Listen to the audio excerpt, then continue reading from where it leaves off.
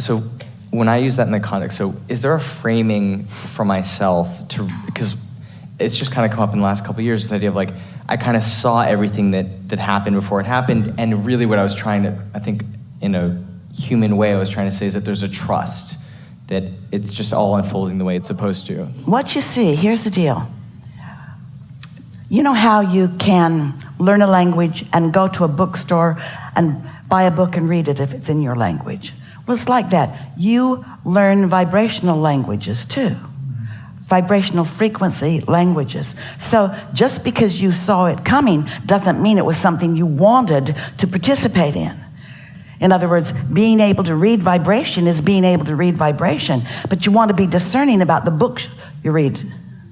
We don't mean that, literally. We mean you want to pay attention to the way you feel so that you know whether this is so good and we have not said this before and we're thanking you for this platform about that. You want to know, and you can know by the way you feel, how much erosion of your certainty is happening with every thought you think.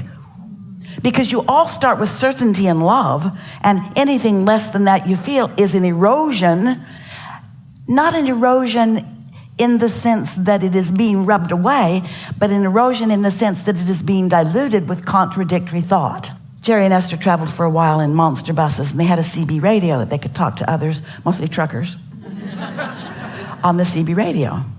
But sometimes there would be such bleed over from all the frequencies in an area that they couldn't hear. Truckers were on Channel 9 usually. They'd get on Channel 9. If the road was blocked, the truckers were all out ahead and they had a network. They would know a four-wheeler. They were very critical of four-wheelers. They are 18-wheelers. Four-wheeler wasn't watching what he was doing, ran into somebody else, and now the road is blocked. So we're taking route da-da-da-da-da-da-da-da. So that was nice to know about that. So the frequencies have to match up. And if there were too many people on the frequency all at once, it got so muddied that you could not sometimes hear your channel. Same kind of sort of thing. Very powerful statement of the last seminar in Chicago, or wherever we were. And we said, this is the formula for creating whatever you want. Point at what you want, and don't point in opposition. Point at what you want, and don't point in opposition. But it's all right because you have habits of pointing in opposition, because you were raised by worrying people and because there's stuff all over.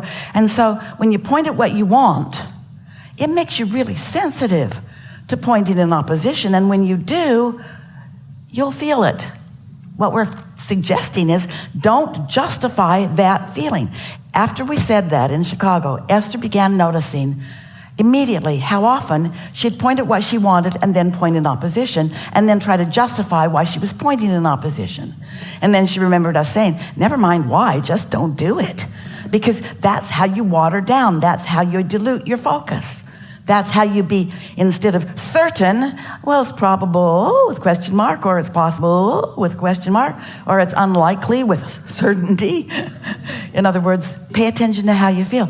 And you want to be confident about things, but don't ask yourself to be confident when you're not. Just ask yourself to find more thoughts that shore up the confidence. And that's by pointing that way, pointing that way, pointing that way.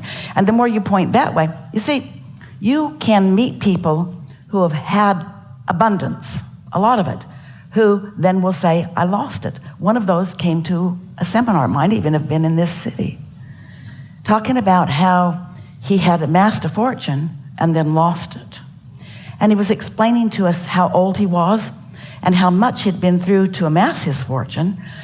And he was describing how completely unlikely it felt to him that he would ever be able to get it back again. And we said, but you're forgetting the most important thing. You have amassed a vibrational reality. As you are in the state of becoming, your inner being is focused in this vibrational reality. We call it the vortex. So important for you to accept it as a real thing that we wrote a book about it, vortex. But whatever you call it, it's this vibrational reality that never regresses. Hear this. It never loses your fortune. Your vortex will never lose your fortune. That's why when you think thoughts about loss, you separate yourself from what you have become. So when you realize that that's what's happening, and then you just say, well, okay, I get it. It's logical that I'm doing that. However, And before you know it, you start meeting people who've made a fortune that it just keeps growing. It just keeps growing. It just keeps growing. Or it spreads out over lots of different areas of your life experiences. There is no regression, but there is humans blocking themselves off from the becoming that they have accomplished. Jerry always said, you can't go back. You can't go back. And what he meant was, you can't go back to eating where you used to eat now that you've eaten there. Esther bought a new bed. She almost didn't come here. She stood in her bedroom and said, farewell. It's only 2 nights. I'll be back. Everything that you are, now you are in the state of attracting it everywhere you go. Whatever you are, you're attracting it everywhere you go. Yeah. Good? Really good. Come on. Really good. Just point that way and don't point in opposition. That's clear, isn't it? And now you've heard that. When you do, you'll recognize that you're doing it, and then you can do something about it if you want to. First time in a hot seat, but not the first time having a leading edge discussion. Yeah. Thank you. Yeah. Okay, something small. Does Esther still drive the monster bus every now and then, the Prevost bus? In her mind, she can hardly stand it. No monster bus in her life right now. Oh, but no. The road calls her in such a powerful way. Yes. Pulled in here, this is the place, the monster bus was always parked out by the back fence. They had 4 different ones over the decades that they were coming here to this hotel. One of the draws of this hotel was there was a place to park the monster bus right here at the hotel, which is lovely. She liked the monster bus, still does. Yeah. It was a 45-foot Prevost bus, Rockstar bus, really, really beautiful. Towed a car behind it. Esther did all the driving. Yeah. Way fun. Every now and again, she tries to talk a tour guide into letting her drive. They don't know how good she is. They don't know. Yeah. So Abraham, we're always creating, right? I've gotten into the vortex in the last several years, and I've become aware of future ways of handling transportation, technologies. And I know that I can get in the vortex because I've done it. That's how I received it. This is information that I know. Being in the vortex, by that he means, I know that I can release enough resistance that my vibration will rise high enough that I'm a vibrational match to this vibrational reality, so that what I want is a vibrational match to me, so that sometimes I catch actual glimpses. It's like I can have visualizations that are manifestations of what's there. Yeah. All genius creators do that all the time. And sometimes our genius, I don't know, maybe it's too much for sometimes like I've gotten resistance on my path now because... But we have something important that we want to say to you, and that is that the best thing about becoming a deliberate creator as you are is understanding that the law of attraction always exemplifies or accomplishes, you're the creator, but achieves perfect timing. So sometimes your ideas are on the way, but more things have to come in place. Sometimes there are missing links in the technology or missing links in the readiness of the population. So maybe it's not resistance, it's just a question from the universe that says, how do you feel about this? Because this is a question that has to be asked before you move further down your path towards that manifestation. That's a fairly good way of saying it. So it's not me being resistant, it's just me answering questions along the way. But sometimes it's resistance, and here's how you know the difference. I do feel that too sometimes. Here's how you know the difference. You see, once you set something into your vortex, let's say that you've decided that you want to be a billionaire. Let's decide that you want to own a technology company that will be responsible for whatever it is. And you've thought about it, and when you think about it, it feels good to you, and it's big. It's so big, it almost takes your breath away, but you've practiced the knowingness of it, the naturalness of it, and you stand by ready for the next piece and the next piece and the next piece. Not in agitation or urgency and not in any impatience, but in an attitude of readiness to receive. Well, this is the thing. This is the phrase that we really want you to remember, all of you, always, is that your inner being, that source within you, knows at all times where you stand in relationship with everything that you are in the process of creating. And this is the key phrase, and knows what is the most logical way to call you in the direction of what you want, given the resistance that you hold. Now, did you hear all of that? That means your inner being is not worried about your resistance and not mad at you for having it, understands that it's natural, because really, when you think about it, standing right here in the now is resistance for everything that's coming next, because now is so compelling, isn't it? Even when you take a step, now is sort of holding you where you are a little bit. You didn't just fly over there.